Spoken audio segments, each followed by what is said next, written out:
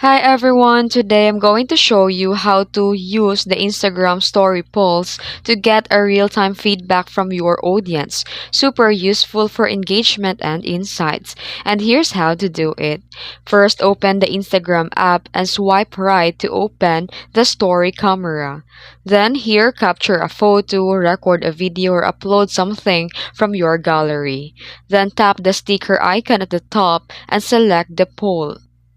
Then, type your question, customize the answer option. It may be yes or no or custom choices.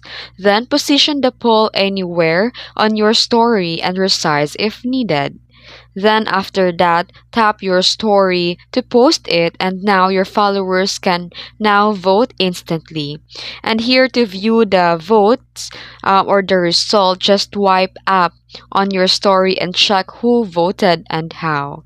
And that's how you use the Instagram story polls to collect quick feedback. If you found this video helpful, hit like and subscribe and turn on the notification bell for more tips. Thanks for watching.